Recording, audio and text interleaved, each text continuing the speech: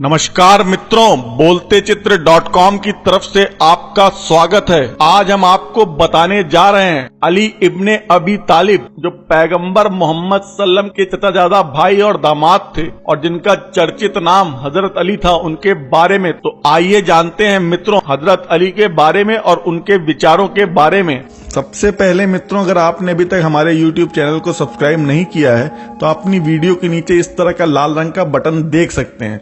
मित्रों, आपके लाल रंग के बटन को दबाने के बाद हमारे YouTube चैनल से जुड़ सकते हैं, जिससे आपको हमारी सभी वीडियो देखने को मिलती रहती हैं। मित्रों, आपकी जानकारी के लिए बता दें कि ये सेवा बिल्कुल ही मुफ्त है और इसके लिए कभी भी किसी तरह के पैसे नहीं लिए जाते हैं। तो अगर आपने अभी तक हमारे YouTube चैनल को सब्सक्राइब नहीं किया है तो जरूर कर लें। धन्यवाद। अली इब्ने अबी तालिब पैगंबर मोहम्मद सल्लम के चचाजादा भाई और दामाद थे।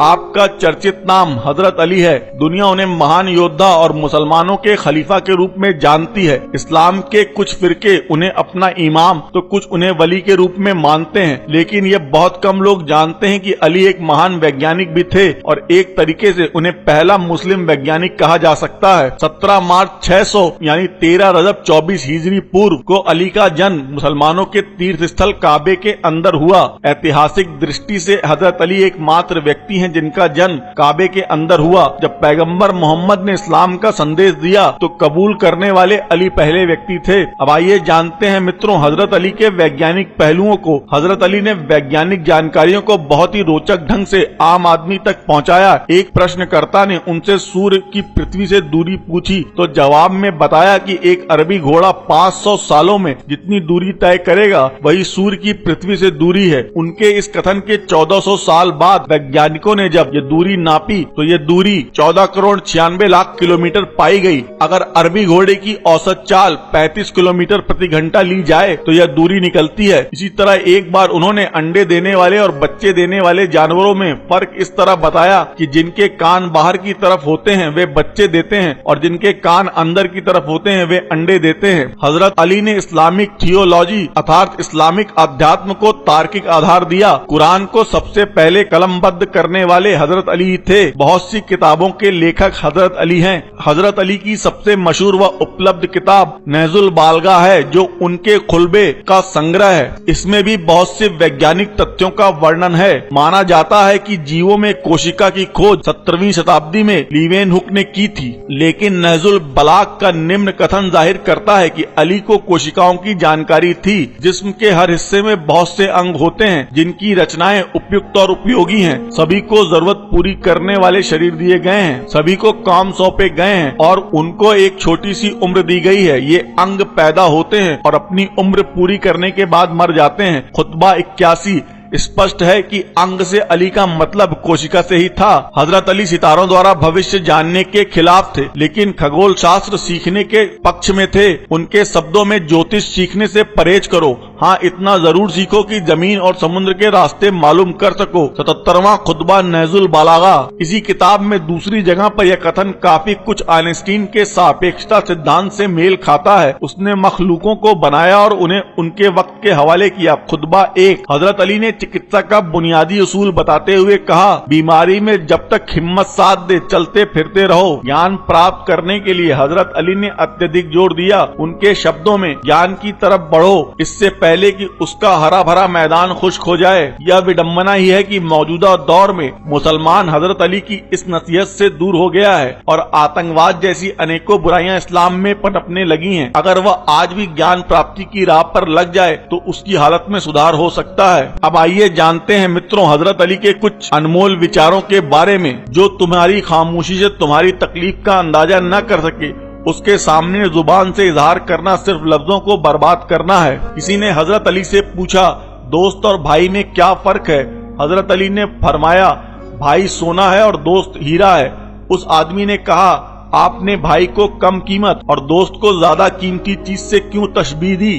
तो हजरत अली ने फरमाया, सोने में दरार आ जाए तो उसको पिघलाकर बिल्कुल पहले जैसा बनाया जा सकता है, जबकि हीरे में एक दरार भी आ जाए तो वो कभी भी पहले जैसा नहीं बन सकता। नमाज की फिक्र अपने ऊपर फर्ज कर लो, खुदा की कसम दुनिया की फिक्र से आजाद हो जाओगे।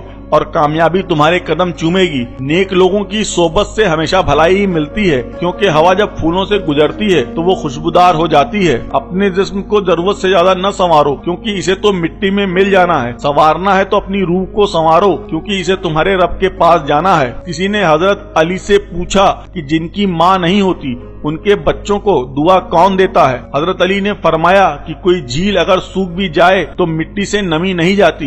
इसी तरह माँ के इंतकाल होने के बाद भी माँ अपनी औलाद को दुआ देती रहती है। जब गुनाह के बावजूद अल्लाह की नेमतें मुसलसल तुझे मिलती रहे तो तू होशियार हो जाना कि तेरा हिसाब करीब और सख्त तरीन है। अगर कोई शख्स अपनी भूख मिटाने के लिए रोटी चोरी करे तो चोर के हाथ काटने के बजाय बादशाह के हाथ काटे जाएं। जो लोग सिर्फ तुम्हें काम के वक्त याद करते हैं उन लोगों के काम जरूर आओ, क्योंकि वो अंधेरे में रोशनी ढूंढते हैं और वो रोशनी तुम हो। हमेशा समझौता करना सीखो, क्योंकि थोड़ा सा झुक जाना किसी रिश्ते का हमेशा के लिए टूट जाने से बेहतर है। एक जमाना ऐसा भी आएगा कि लोग अपने रब को भूल जाएंगे, लिबास बहुत कीमती पहनकर बाजार में अकड़कर चलेंगे और इस बात से बेखबर होंगे कि उसी बाजार में उनका कफन मौजूद है। जाहिल के सामने अक्ल की बात मत करो, पहले तो वो बहस करेगा, फिर अपनी हार देखकर दुश्मन हो जाएगा।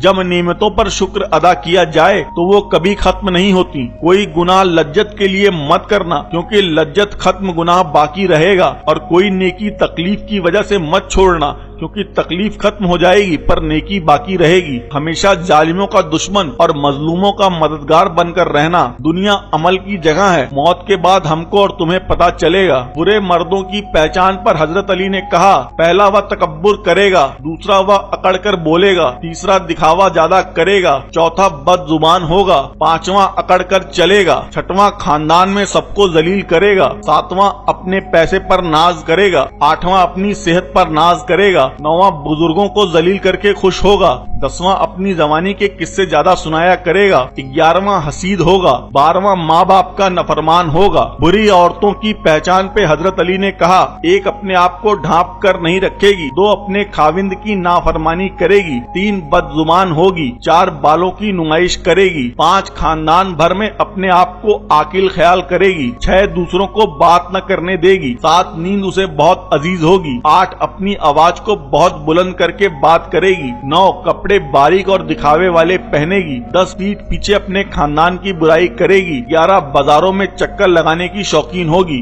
तुम्हारे नफ्स की कीमत जन्नत है, इसे जन्नत से कम कीमत पे न बेचना। जिल्लत उठाने से बेहतर है तकलीफ उठाओ। कभी भी अपनी जिस्मानी ताकत और दौलत पर भरोसा न करना, क्योंकि बीमारी और गरीबी आने में देर नहीं लगती। इंसान मायूस और परेशान इसलिए होता है क्योंकि वो अपने रब को राजी करने के बजाय लोगों को राजी करने में लगा रहता है। अगर दोस्त बनाना तुम्हारी कमजोरी है तो तुम दुनिया के सबसे ताकतवर इंसान हो। प्यार, ताकत और दौलत ऐसी चीजें हैं जिनके मिलने से लोग बदलते नहीं, नकाब होते हैं। दोस्तों के गम में शामिल हुआ करो हर हाल में, लेकिन खुशियों में तब तक न जाना जब तक वो खुद न बुलाए। इंसान की जुबान उसकी अक्ल का पता देती है और आदमी अपनी जुबान के नीचे छिपा होता है। इंसान का अपने दुश्मन से इंतकाम का सबसे अच्छा तरीका ये है कि वो अपनी खूबियों में इजाफा कर दे। रिज्क के पीछे अपना ईमान कभी खराब मत करो, क्योंकि नसीब का रिज्क इंसान को ऐसे तलाश करता है जैसे मरने वाले को मौत। गरीब वो है जिसका कोई दोस्त न हो। जो इंसान सजदों में रोता है उसे तकदीर पर रोना नहीं पड़ता। कभी तुम दूसरों के लिए दिल से दुआ मांग कर देखो,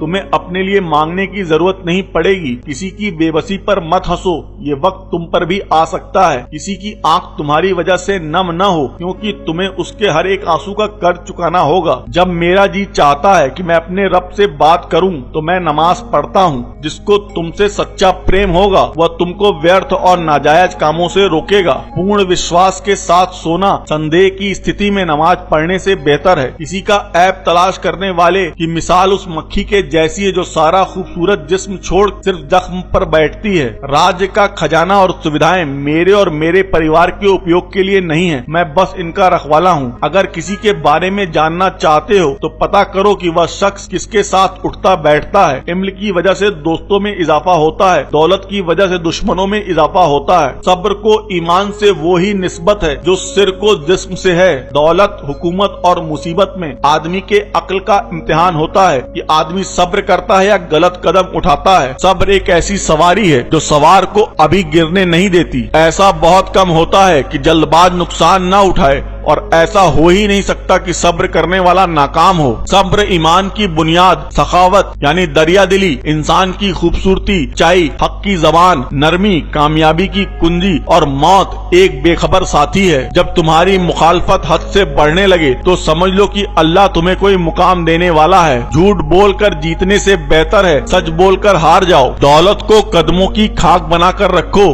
क्योंकि जब खाक सर पर लगती है तो वो कब्र कहलाती है। खूबसूरत इंसान से मोहब्बत नहीं होती, बल्कि जिस इंसान से मोहब्बत होती है वो खूबसूरत लगने लगता है। हमेशा उस इंसान के करीब रहो जो तुम्हें खुश रखे, लेकिन उस इंसान के और भी करीब रहो जो तुम्हारे बगैर खुश न रह पाए।